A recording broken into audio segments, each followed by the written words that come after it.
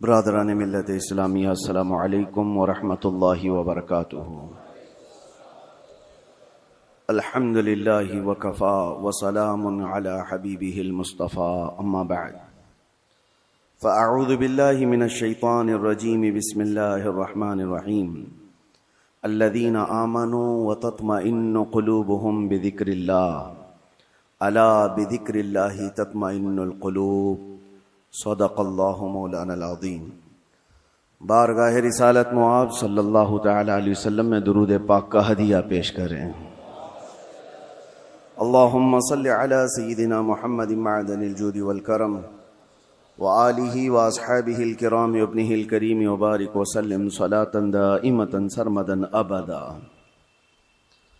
عزیزان گرامی وقار، اللہ کے رسول صلی اللہ تعالی علیہ وسلم ارشاد فرماتے ہیں، الا وان فی الجسد مضغۃ اذا صلحت صلح الجسد کلہ واذا فسدت فسد الجسد کلہ الا وہی القلب۔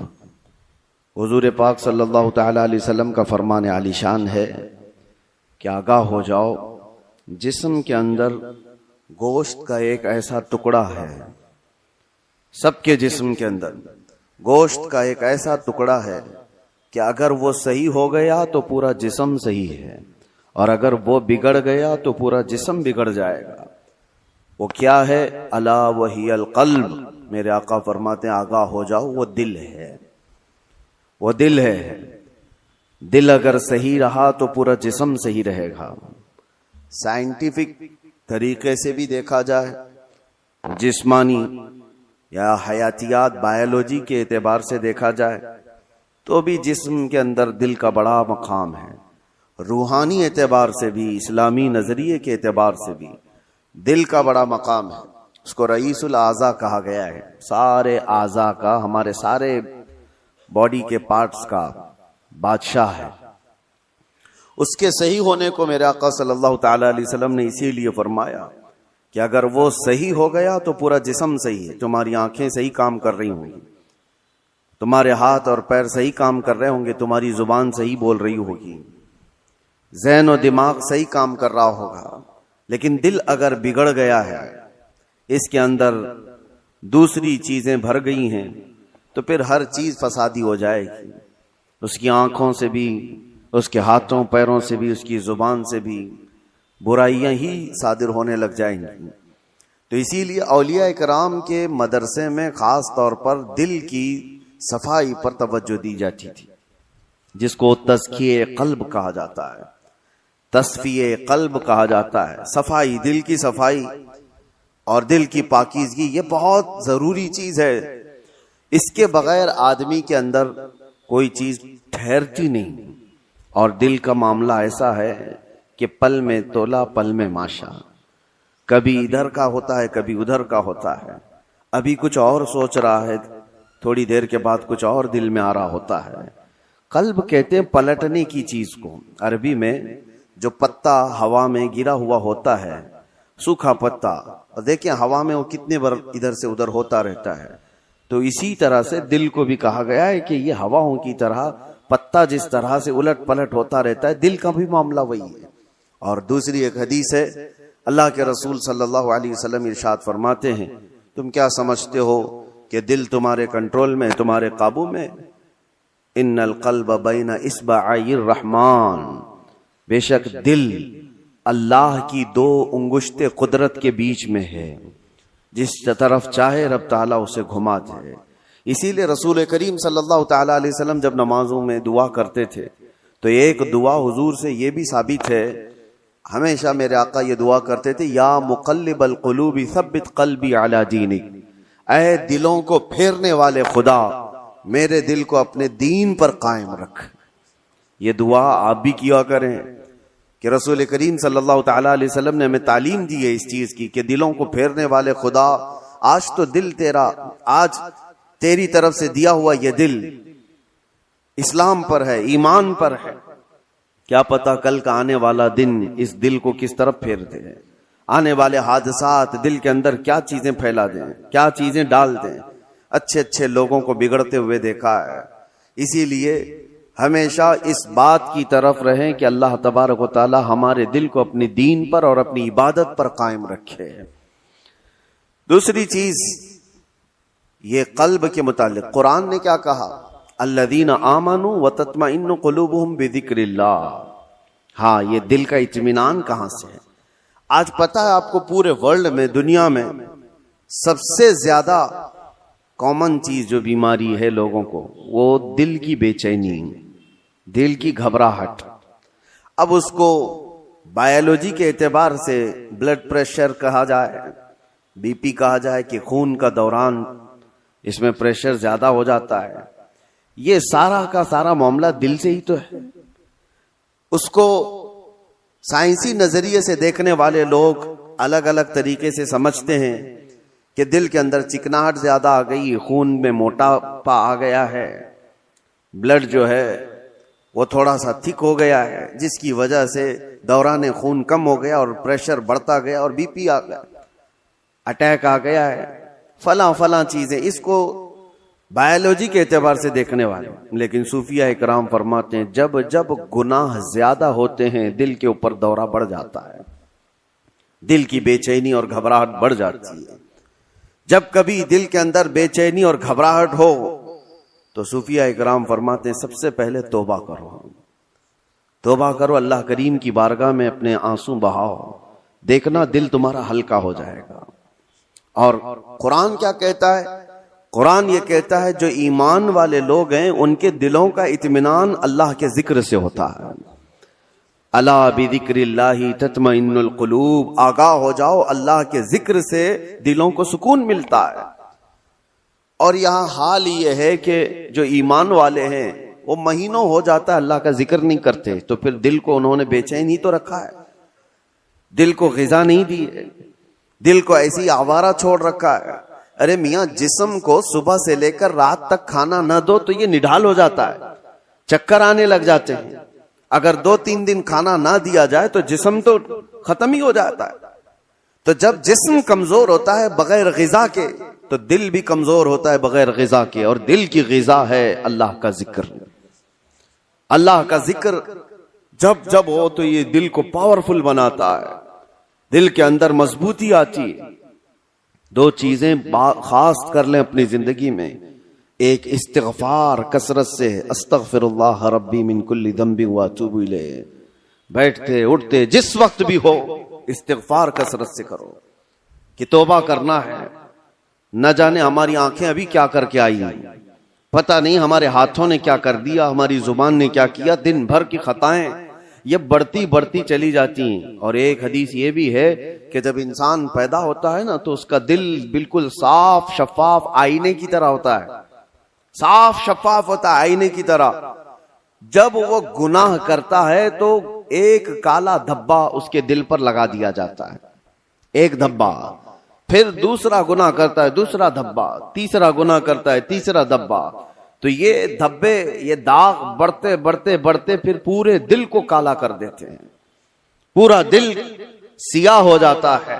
اور جب دل کالا ہو جائے تو اس کی علامتیں یہ بتائی گئی ہیں کہ مسجد میں زیادہ دیر بیٹھنے کا من نہیں کرتا، قرآن زیادہ دیر پڑھنے کی طبیعت نہیں چاہتی، جلدی سے قرآن بند کر دو، جلدی سے مسجد سے نکل کر بھاگ جاؤ، نیکیوں کی طرف اس کی رغبت نہیں ہوتی، جیب میں پیسے ہوں گے لیکن کسی کو خیرات کرنے کا دل نہیں کرتا۔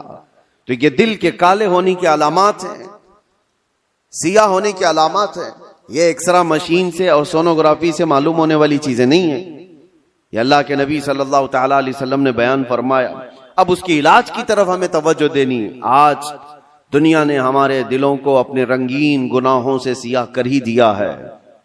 دیکھیں ہم صبح سے شام تک جن کاموں میں مصروف ہیں، اب آج سب سے زیادہ ہمارے پاس کوئی چیز مشغول ہے تو وہ ہمارا T V screen, mobile screen, نہ جانے وہ کن کن چیزوں کو دکھاتے ہوئے ہماری آنکھوں کو خرید جاتے ہیں، کنٹرول بھی نہیں رہ پاتا، اسی لیے دل پر بوجھ بڑھتا جا رہا ہے۔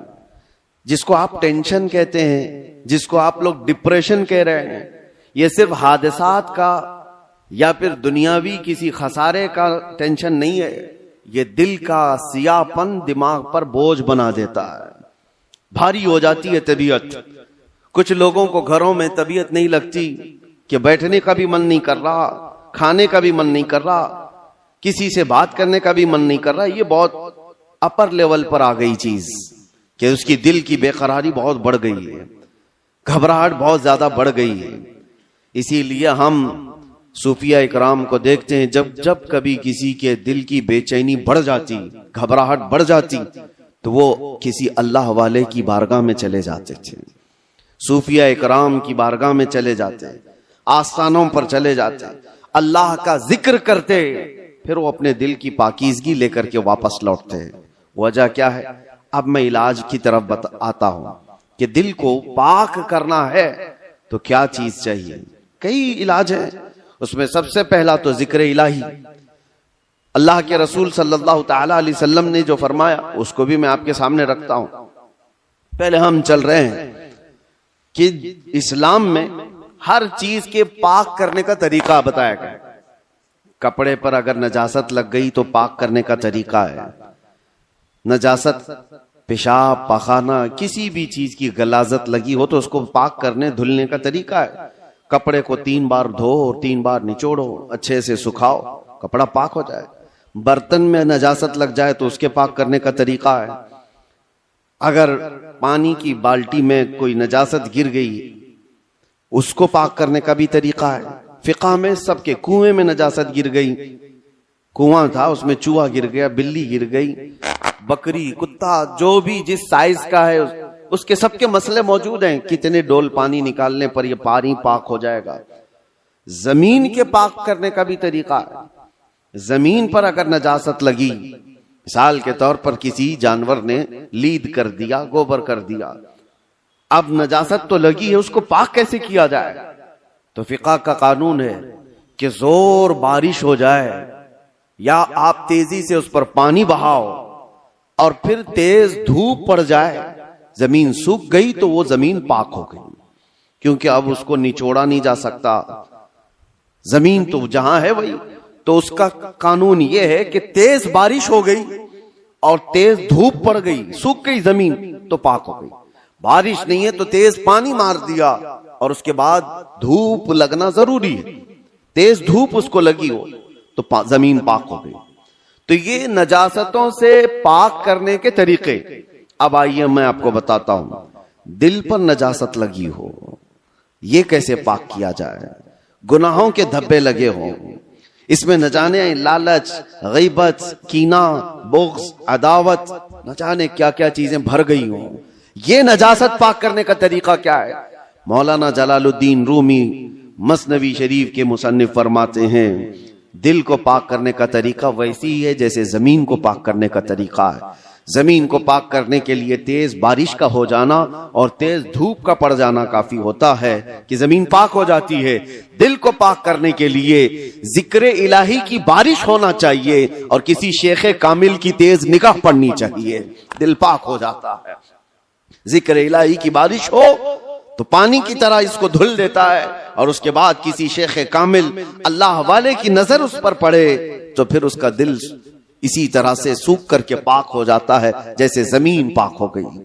آج ہمارے لیے یہی تو مسئلہ ہے کہ ہم اپنا وقت اپنے دل کی پاکیزگی کے لیے نہیں نکال پاتے, ہمارے پاس یہ وقت ہی نہیں رہ گیا. ہاں اگر جسم کے اندر کوئی بیماری آ گئی تو پھر بھاگیں گے, دوڑیں گے, ڈاکٹرز کے پاس علاج کرائیں گے. میرے عزیزو یہ بے چینی اور بے قراری اور گھبراہٹ کا علاج ان کے پاس بھی نہیں. وہ ڈاکٹرز زیادہ سے زیادہ آپ کو نیند کی گولیاں دے سکتے ہیں ڈپریشن کم کرنے کے لیے, سٹریس کم کرنے کے لیے. آپ اچھے سے سو, گھنٹوں سوتے رہو. کسی کو سلا دینا یہ ڈپریشن کا علاج نہیں ہے. اور کچھ تو ڈاکٹرز کے پاس جا کر ڈپریشن کا علاج گولیوں سے لے کر کے آ گئے اور کچھ اپنے ہاتھوں علاج کرنے کے لیے سگریٹ پینے لگ گئے, اپنے ہاتھوں علاج کرنے کے لیے وہ بیڑی گٹکا کھانے لگ گئے. ان کو یہ لگتا ہے کہ جیسے ہی ڈپریشن ہوگا, ٹینشن ہوگا, سگریٹ پھونکوں گا تو ٹینشن فری. اس سے 2 قدم آگے بڑھ کر کچھ لوگ شراب کی طرف چلے گئے, اس سے آگے قدم بڑھ کر کے چرس, افیون, گانجا اس پر چلے گئے. ان سب سے پوچھو تو یہ کی جواب دیتے ہیں ٹینشن فری ہو جاتے ہیں یہ لے کر کے. سگریٹ والا بھی, شراب والا بھی, چرس گانجے والا بھی, اس کو یہ لگتا ہے کہ یہ لینے کے بعد ایسا لگتا ہے میں ہواؤں میں اڑ رہا ہوں, اس کے بعد نشہ اترنے کے بعد پھر کیا ہوتا ہے؟ یہ تو اس طرح سے ہے کھجلی کی بیماری، جب تک کھجاتے رہو اچھا لگے، ہاتھ چھوڑ دو تو پھر جلن شروع ہو جائے، چمڑی چھل جائے۔ گناہوں کا یہی معاملہ ہے، کرنے کے وقت تھوڑی سی لذت، لیکن وہ بڑے داغ دھبے چھوڑ جاتے ہیں، بے چینی اور بڑھ جاتی ہے، گھبراہٹ اور بڑھ جاتی ہے۔ میں نے تڑپتے ہوئے لوگوں کو دیکھا ہے جن کو نشہ نہیں دیا گیا، جو نشہ کے ایڈکٹ تھے، ان کو اگر اچانک روک دیا گیا تو پھر وہ ہاتھ پاؤں ایسے مارتے ہیں کہ ان کے ہاتھ میں چاقو آ جائے تو کسی کو مار بھی ڈالیں، ان کے پاس جو کچھ بھی آ جائے وہ سامنے والے کو قتل بھی کر دیں اپنے نشہ کے لیے۔ وجہ کیا ہے؟ دل کو اتنا بے چین اور بے قرار کر دیا انہوں نے دنیاوی یہ غلاظتوں سے علاج کرنے کے چکر میں کہ وہ دل کی بے چینی ہائی لیول پر بڑھ گئی۔ دل کی بے چینی اور بے قراری نشہ سے صحیح نہیں ہوتی، دل اللہ کا بنایا ہوا ہے، یہ رحمان کا بنایا ہوا ہے، علاج بھی اسی کے ذکر سے ممکن ہے، اللہ ہی کے نام سے یہ دل کو سکون ملتا ہے۔ اسی لیے مولانا جلال الدین رومی رحمۃ اللہ تعالی علیہ ایک بات اور بھی کہتے ہیں، خانہ کعبہ دیکھا ہے؟ خانہ کعبہ، توجہ چاہتا ہوں، خانہ کعبہ اتنا معظم، اتنا مقدس ہے کہ اس کے لیے کروڑوں مسلمان پوری دنیا کے اطراف و اکناف سے آ کر طواف کرتے ہیں، بوسے دیتے ہیں، سینہ لگاتے ہیں۔ یہ خانہ کعبہ اللہ کا گھر ہے، لیکن مولانا روم فرماتے ہیں ہے تو کعبہ، یہ ابراہیم خلیل اللہ کی بنائی ہوئی عمارت ہے، ابراہیم خلیل اللہ علیہ السلام کی بنائی ہوئی عمارت ہے کعبہ۔ اور وہ کہتے ہیں کہ کعبہ بنائے خلیل اطہر است، وہ دل گزرگاہ رب جلیل است، لیکن دل جو ہے مومن کا دل، اللہ کے رسول نے فرمایا قلب المؤمن عرش اللہ، مومن کا دل اللہ کا عرش ہوتا ہے۔ کعبہ ابراہیم خلیل اللہ نے بنایا، دل تو رب ذوالجلال نے بنایا۔ تو کہا ہے مولانا روم نے کہ کعبے سے بھی افضل ہے مومن کا دل، کعبے کی بے حرمتی اس سے بڑھ کر کے مومن کے دل کی بے حرمتی ہے، مومن کے دل کا مقام اور بھی بلند کیا گیا۔ اسی لیے میرے عزیزو، حضور پاک صلی اللہ تعالی علیہ وسلم نے جو فرمایا اتقوا فراست المؤمن فإنه ينظر بنور اللہ، اس کا مطلب کیا ہے؟ حضور نے فرمایا مومن کی فراست سے ڈرو، اس لیے کہ جب وہ دیکھتا ہے تو اللہ کے نور سے دیکھتا ہے۔ یہ کس کے لیے فرمایا گیا؟ وہ مومن صالح جس کا دل پاک ہے۔ ہوتا کیا ہے میں آپ کو بتاؤں، جس کا دل پاک ہے، اولیاء کاملین کی بارگاہوں میں جانے کے وقت ہوتا کیا ہے؟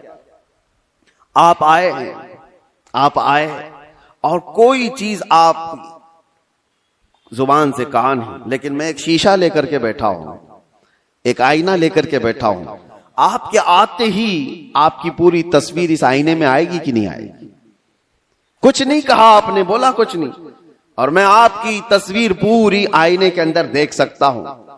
بزرگان دین کے دلوں کا معاملہ ایسا ہی ہے، وہ اتنا پاک دل ہوتا ہے، جو بھی سامنے جاتا ہے اس کے دل کی ساری تصویر ان کے دل پر چھپ جاتی ہے، وہ یہ تک بھی جانتے ہیں کہ یہ کیا چیزیں لے کر کے آیا ہے۔ ایسا نہیں ہے کہ یہ کسی اور طاقت و قوت سے، جادو سحر سفلی سے یہ معلوم کر رہے، بلکہ دل کی پاکیزگی اتنی ہے کہ سامنے والے کے دل کی تصویریں اس پر چھپ جاتی ہیں، دل پاک رکھنے کا اسی لیے حکم بزرگان دین نے فرمایا۔ آج سب سے زیادہ غلاظت اسی کی ہے ہمارے پاس۔ میں ایک اور بات آپ سے پوچھتا ہوں، یہ اللہ کا گھر ہے، مسجد ہے، مسجد میں کوئی اگر غلاظت لا کر کے پھینک دے تو کیا آپ برداشت کریں گے اسے؟ مسجد کے اندر کوئی پیشاب پخانہ اللہ ہزار بار نہ کرے، معاذ اللہ، لا کر کے ڈال دے تمہارے سامنے، تم برداشت کرو گے؟ آپ جھگڑ لو گے، تھپڑ لگا دو گے، اس کو نکال باہر کر دو گے کہ یہ اللہ کا گھر ہے، یہاں پر غلاظت کیسے ڈال دیا تو نے؟ جو مسجد کی صفوں پر غلاظت دیکھنے کو تیار نہیں وہ مسلمان پھر اپنے دل کو جو اللہ کا عرش ہے اس میں غلاظتیں کیسے ڈال رہا ہے؟ خود سے تو ڈال رہا ہے۔ نہ جانے کس کی محبت، نہ جانے کون کون سے غلیظ سوچے اس نے دل میں ڈال رکھا۔ اسی لیے حضرت صابر کلیری رحمت اللہ تعالی علیہ فرمایا کرتے، ایک دل ہے اس میں دو چیزیں نہیں آ سکتی، یا تو اللہ کی محبت آئے گی یا تو پھر انسانوں کی، اللہ رسول کی محبت ہوگی یا تو پھر انسانوں کی، دنیا کی۔ دنیا کی محبت اور اللہ کی محبت ایک ساتھ دل کے اندر نہیں آ سکتے. تو تم یہ فیصلہ کرو کس چیز کو تم نے جگہ دے رکھا ہے, اپنے دل کو کس کے لیے کھول رکھا ہے. میرے عزیزو, اور ایک علاج کی طرف میں آپ کو لے کر چلتا ہوں. اللہ کے رسول صلی اللہ تعالی علیہ وسلم کے پاس ایک صحابی آئے. ایک علامت اور بھی میں آپ کو بتاؤں, نماز پڑھتے ہیں, جیسے ابھی میں نے کہا دل کے کالے ہونے کی علامت یہ ہے کہ مسجد میں زیادہ دیر دل نہیں کرتا, نمازوں کا وقت ہو جائے تو طبیعت بھاری لگنے لگے, اسے عبادتوں کی طرف شوق نہیں لگتا, یہ دل کے اس کے سیاہ ہونے کی علامت. اسی طرح سے جب قرآن کی تلاوت ہوتی ہے نا تو پاک دل والے کی آنکھوں سے آنسو آ جاتے ہیں. صاف دل والا نمازوں میں ماہ ہو جاتا ہے, ڈوب جاتا ہے. اور دل کے اندر اگر گناہوں کا بوجھ ہو تو نماز بھی بھاری. وہ پیچھے سے چلانے لگ جائے, امام صاحب کتنی لمبی قرات کرتے ہیں یار, یہ تو دعائیں کتنی لمبی لمبی مانگتے ہیں, ہمارا کام دھندا ہے. تمہارا دل کا بوجھ ہے جو تم 3 گھنٹے 4 گھنٹے میچ دیکھنے پر یہ نہیں کہتے کہ کتنا لمبا چل رہا ہے, فلمیں دیکھنے پر کبھی یہ نہیں کہتے, لیکن مسجد میں 10 منٹ سے زیادہ کی اگر جماعت ہو جائے تو یہ بے چینی اور بے قراری کیوں بڑھ جاتی ہے. آپ کو پتا ہے وہ صحابہ اکرام جب نماز پڑھاتے تھے, حضرت معاذ ابن جبل فجر کی نماز میں انہوں نے پورے سورہ بقرہ پڑھا دی تھی. سورہ بقرہ 2.5 پارے کی ہے, آپ 2.5 صفحہ نہیں سن پاؤ گے. 2.5 پارے تقریباً انہوں نے پورے فجر کی نماز میں پڑھا دی. وہ صحابہ ماں ہوتے تھے سننے میں. اب جس بات کے لیے میں یہ کہہ رہا ہوں, نمازوں میں اگر بے چینی اور بے قراری بڑھ گئی ہے تو کیا کرنا چاہیے. ایک صحابی آئے تھے حضور کی بارگاہ میں, یوں کہا یا رسول اللہ صلی اللہ علیہ وسلم, دوسرے لوگ سب جو آپ کے پیچھے نماز پڑھتے ہیں تو روتے ہیں, گڑ گڑاتے ہیں, اللہ کو یاد کرتے ہیں, مجھے رونا نہیں آتا, قرآن پڑھنے پر مجھے اشک نہیں آتے. حضور پاک صلی اللہ علیہ وسلم نے فرمایا تمہارا دل سخت ہو گیا ہے. یہ فرمایا تمہارا دل سخت ہو گیا ہے, اس کو نرم کرو. کہا کیا کروں؟ کیا علاج میرے آقا نے بیان کیا. وظیفے تو کرتے ہی رہتے ہیں. حضور پاک صلی اللہ تعالی علیہ وسلم فرماتے ہیں جاؤ کسی یتیم بچے کے سر پر ہاتھ پھیرو, اللہ دل نرم کر دے گا. ایک علاج یہ بھی میرے آقا نے فرمایا, یتیموں کے لیے دل میں اپنے احساس پیدا کرو, دل نرم ہو جائے گا. آج سچ بتاتا ہوں میرے عزیزوں, ڈھونڈو ہزاروں ایسے غربا اور مساکین جن کی آنکھوں کو پوچھنے والا کوئی نہیں, جن کی ٹھنڈی اور گرمیوں کے سلسلے میں کوئی دیکھنے والا نہیں. ان بچوں کے لیے اگر احساس بھی دل کے اندر ہو, ایک آنسو بھی کا قطرہ بھی نکلے تو تمہارا دل نرم ہو جائے گا. آپ کو پتا ہے جب کبھی میں ان فلسطین کے بچوں کو دیکھتا ہوں, رمضان آئے عید آئے تو اپنے والدین کی قبروں پر جا کر بیٹھ جاتے ہیں, اور کوئی بچہ اپنے باپ کو پکار رہا ہوتا ہے کہ بابا مجھے سن رہے ہو, آج عید کا دن ہے, کوئی کپڑے پہنانے والا نہیں. تو یہ زمانے رسول یاد آتا ہے. یہ وہ یتیم ہے کہ اگر میرے آقا کے زمانے میں پکارے ہوتے تو میرے آقا کندھوں پر بٹھا لیتے. آج امت پر کچھ احساس نہیں ہوتا. ان کی چیخیں, ان کی پکار کو سن کر کے سب ہم اپنے اپنے عیش میں مصروف رہتے ہیں. اپنے دل کے اندر احساس پیدا کرو, دل نرم ہو جائے گا. اور ہم تو جھڑکیاں دے کر کے لوگوں کے تلاشی میں لگ جاتے ہیں, اس کا تو دھندا ہے مانگنے کا, اس کا تو دھندا ہے کمانے کا, یہ غریب نہیں ہے, یہ ایسا ہے ویسا ہے, ساری پنچایت میں تو لگے رہتے ہیں.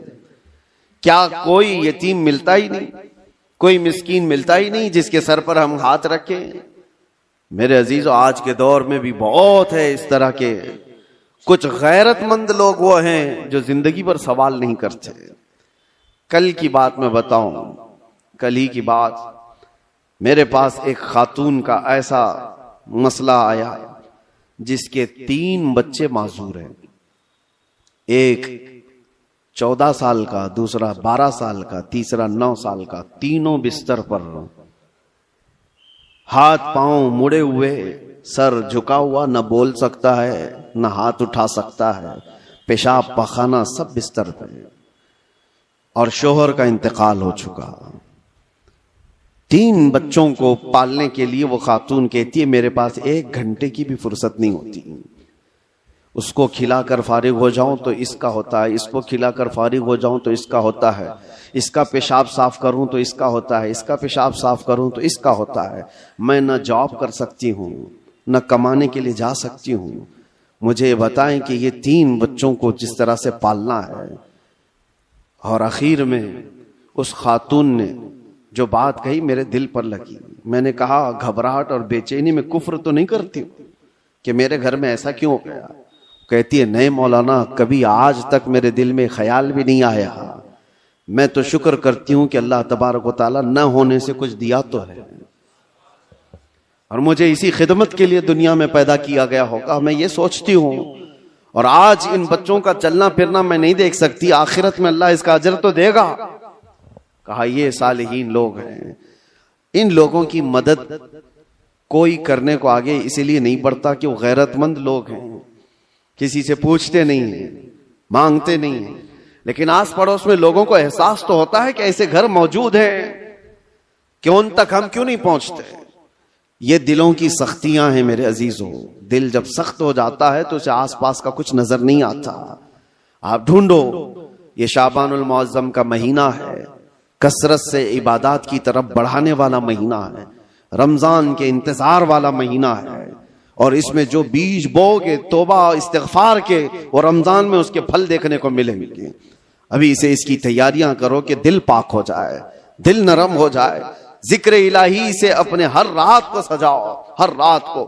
اور جس کا دل بیمار ہوا، قرآن تو یہ کہتا ہے ثم قست قلوبهم من بعد ذلك فهي كالحجارة او اشد قسوة، کہ بنی اسرائیل کے بارے میں قرآن میں اللہ فرماتا ہے ان کے دل اتنے سخت ہو گئے جیسے پتھروں کی طرح، پتھروں کی طرح۔ انسانوں کے دل کبھی کبھار پتھر سے زیادہ سخت ہوتے ہیں۔ وَإِنَّ مِنَ الْحِجَارَةِ لَمَا يَتَفَجَّرُ مِنْهُ الْأَنْهَارُ وَإِنَّ مِنْهَا لَمَا يَشَّقَّقُ فَيَخْرُجُ مِنْهُ الْمَاءُ وَإِنَّ مِنْهَا لَمَا يَهْبِطُ مِنْ خَشْيَةِ اللَّهِ۔ اللہ فرماتا ہے پتھر تو ایسے ہیں کہ کبھی کبھار ان میں سے پانی تو نکل جاتا ہے، پتھر تو ایسے ہیں کہ ان میں سے نہریں نکلتی ہیں۔ آپ نہیں دیکھتے پہاڑوں سے جو فالس، جو آبشار گرتے ہیں، یہ کیا ہے؟ اللہ فرماتا ہے یہ خوف خدا سے پتھر روتا ہے تو پانی نکلتا ہے، یہ پتھروں کا رونا ہے۔ وَإِنَّ مِنْهَا لَمَا يَهْبِطُ مِنْ خَشْيَةِ اللَّهِ۔ اللہ فرماتا ہے کبھی کبھار یہ چٹانیں کھسک کر کے جو گر جاتی ہیں، آپ دیکھتے ہیں لینڈ سلائیڈنگ کہا جاتا ہے اس کو، یا پھر چٹانیں کھسک کر کے گر جاتی ہیں۔ قرآن تو کہتا ہے یہ خوف خدا سے ہل جاتے ہیں پتھر، تو پہاڑوں سے گر جاتے ہیں۔ اور انسان کا دل ایسا ہے کہ پتھروں سے زیادہ سخت ہو جاتا ہے، نہ اس کے آنسو آئے، نہ اس کا جسم حرکت میں آیا۔ یہ قرآن کی بات کہہ رہا ہوں۔ تو جب اتنا سخت ہو جاتا ہے دل، تو یہ بھی کہا گیا کہ انسان کا ہائی لیول کا جب سخت دل ہو جاتا ہے تو وہ اپنی ماں اور بیٹی میں اور بیوی میں فرق کرنا بھول جاتا ہے، وہ عام عورت میں اپنی رشتوں میں فرق کرنا بھول جاتا ہے، حلال اور حرام کی تمیز اس سے نکل جاتی ہے، اور اس کو نماز اور غیر نماز کے اوقات میں کوئی فرق نہیں لگتا، یہاں تک کہ بڑھتے بڑھتے اسلام اور کفر کے بیچ کی دیوار کو بھی وہ ختم کر جاتا ہے۔ دل کی سختی آدمی کو، وہ دلوں کی سختیاں ہی تو تھی جو مکہ والے اپنی پیدا ہوئی بچیوں کا گلا مروڑ کر زندہ دفن کر دیتے تھے۔ وہ دلوں کی سختیاں ہی تو تھیں کہ وہ اپنی ماں اور بہنوں کو بازاروں میں لا کر کے بیچ دیتے تھے۔ وہ دلوں کی سختیاں ہی تو تھیں کہ قافلے کے قافلے لوٹ کر کے ان کو مار دیا کرتے تھے۔ دل جب سخت ہوتا ہے تو آدمی یہ تمام گناہوں کی طرف جاتا ہے۔ جتنے بھی کرائم بڑھتے ہیں، میں نے دیکھا ہے کچھ لوگ کرمنل وہ اس طرح سے سامنے والے کو قتل کر دیتے، مرڈر کر دیتے، یہ دلوں کی سختیاں ہیں۔ اور دل نرم ہو تو چونٹی کو بھی ہاتھ لگانے سے ڈرتے رہتے ہیں۔ آپ کے اندر اگر دل نرم ہے تو آپ جانور کو بھی مارنے سے کتراتے ہیں نہیں، اور دل سخت ہو جائے تو پھر اس کے سامنے کوئی تمیز نہیں ہوتی۔ اس لیے سب سے پہلے دل کا علاج کریں، اپنے دلوں کا علاج اللہ کے ذکر سے ہے، کثرت سے اللہ کا ذکر کریں۔ یا اللہ یا رحمان یا رحیم، دل مارا کن مستقیم۔ ہمارے بزرگان دین جب بیعت کرتے تھے تو سب سے پہلے یہ پڑھاتے تھے، اے اللہ، اے رحمان، اے رحیم، دل مارا کن مستقیم، میرے دل کو، ہمارے دل کو استقامت عطا فرما دے، ہمارے دل کو صراط مستقیم عطا کر دے، گھبراہٹ اور بے چینی سے آزاد کرا دے۔ تو یہ سب سے پہلے بیعت کرنے کے وقت بھی پیر و مرشد پڑھاتے تھے، اسی لیے کثرت سے پڑھو یا اللہ ہو یا رحمان یا رحیم، یا اللہ ہو یا رحمان یا رحیم، دل مارا کن مستقیم بحق ایاک نعبد و ایاک نستعین۔ اللہ تبارک و تعالی اس دعا سے دلوں کو نرم فرما دے گا، دلوں کی سختیاں ختم ہو جائیں گی۔ اللہ کریم رمضان سے پہلے ہمارے دلوں میں نیکیوں کی فصلیں اگا دے، ہماری آنکھوں سے اشک روا ہو جائے، ہمارے دلوں کی سختیاں ختم ہو جائیں۔ مولا کریم امت مصطفیٰ پر یہ آنے والا رمضان خیر و برکت والا بنا دے، سعادتوں اور رحمتوں والا بنا دے، ہماری زندگی تھوڑی اور طویل کر دے مولا، کہ ہمیں اس سال کا رمضان دیکھنا نصیب ہو جائے۔ اے قدیر و جبار خدا، اس شعبان المعظم کے اخیر میں ہم سب کی بخشش کا اعلان فرما دے۔ وآخر دعوانا ان الحمد للہ رب العالمین۔ السلام علیکم۔